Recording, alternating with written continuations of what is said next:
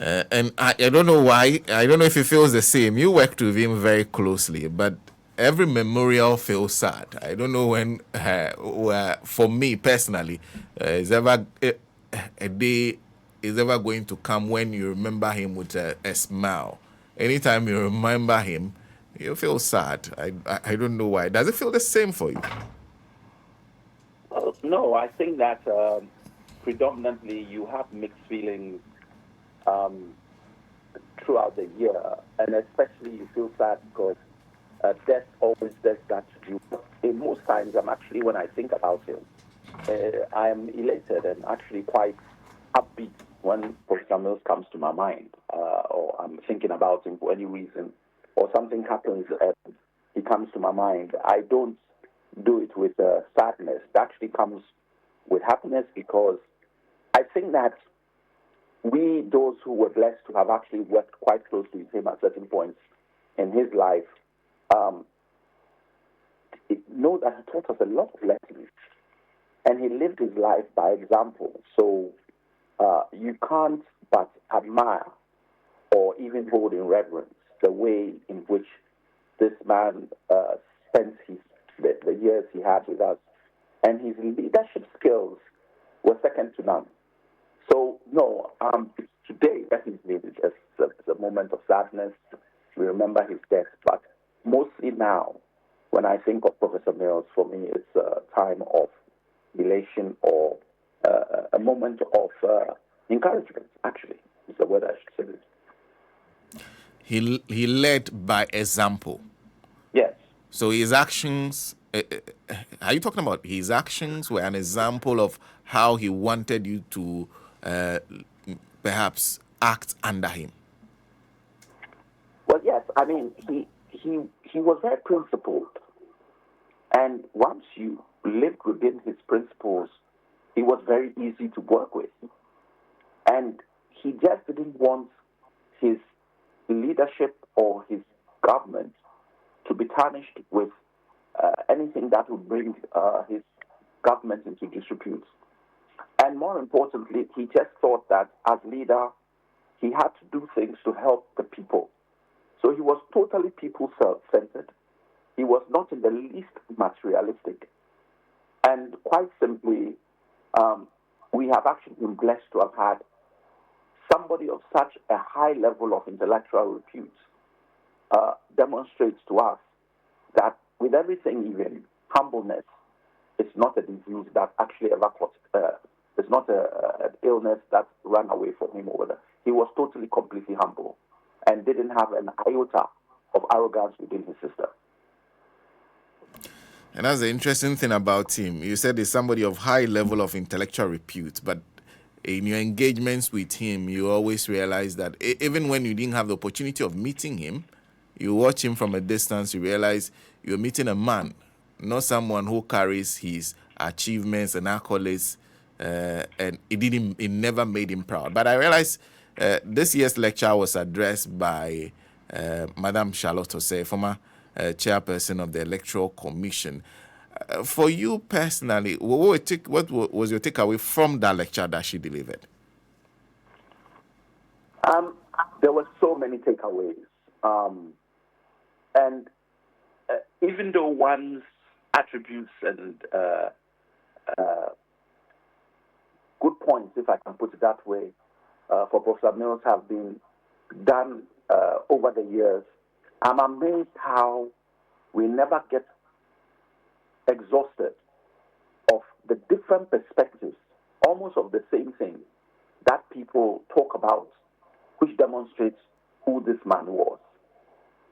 And it was so refreshing because for the first time we were getting somebody who had worked with him, but as a student who then became his employee. She was his employee, and he was her employer at the NCCA.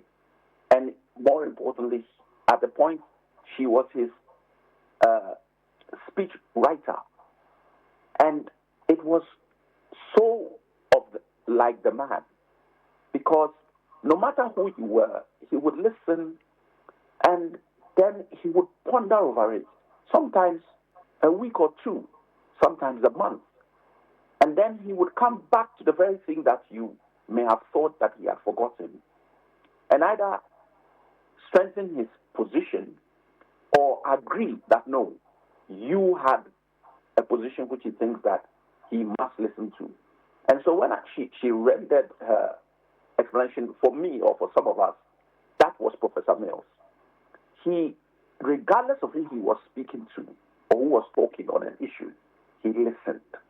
I also like the part where she spoke about one of our leaders from a different jurisdiction saying that, one of his, not leaders, but one of his tutors from his school days, saying that he was known to be somebody who listened a lot and talked very little.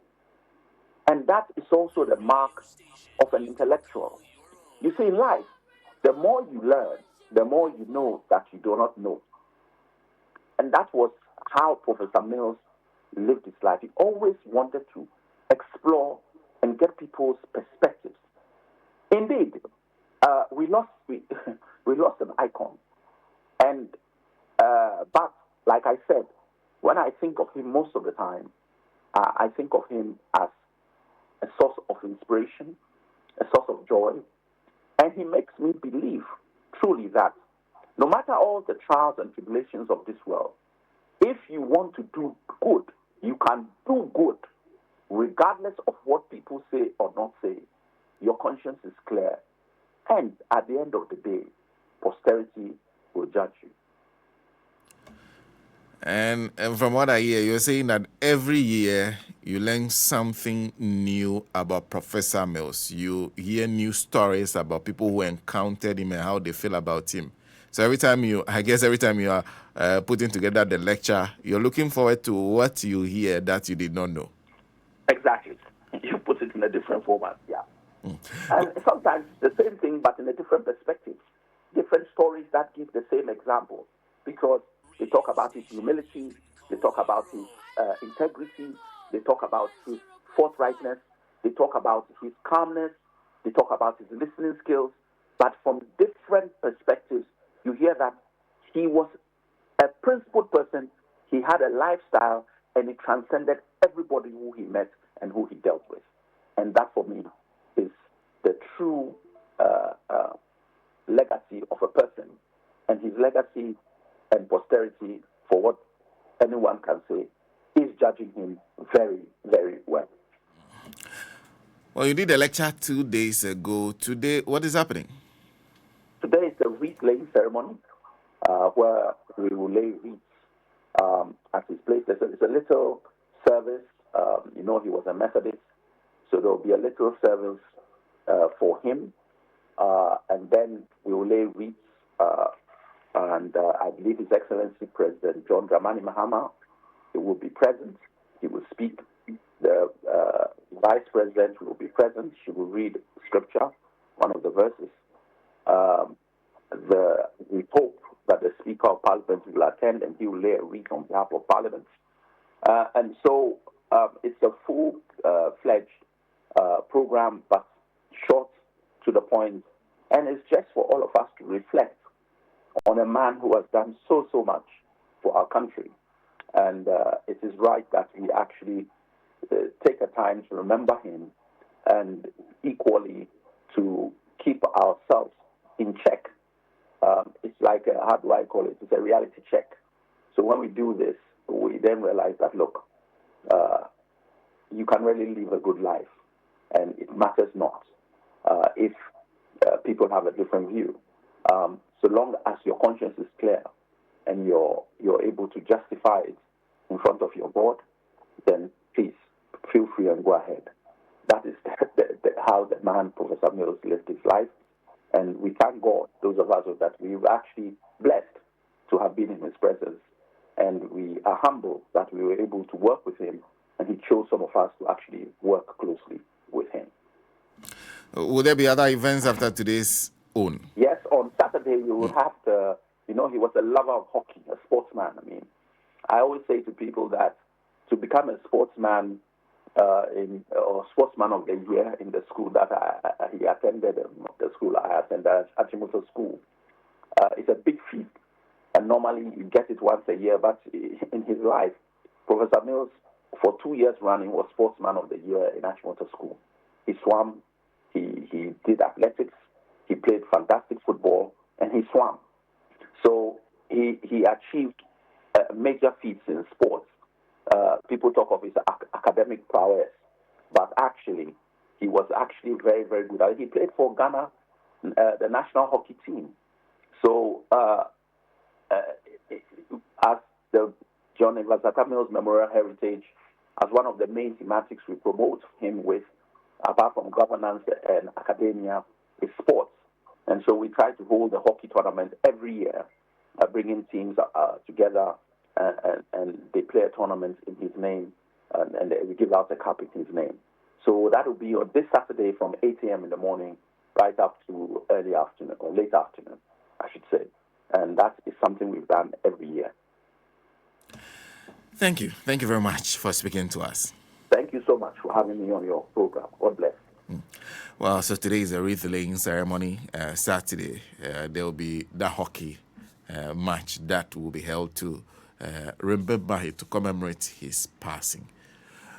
Well, he says he remembers Professor John Segbefia Mills. It's mixed feelings for him, a bit of sadness for his loss, but mostly fondly because of the lessons he left him with. He was a leader that led by example. This is Madame Charlotte Osei. Charlotte Osei was under Professor Mills in charge of the National Commission for Civic Education. She later became chairperson of the Electoral Commission. She delivered a lecture 2 days ago. Portions of that lecture. Listen. Mills was particularly committed to mentoring young women in law, recognizing the barriers we faced and the potential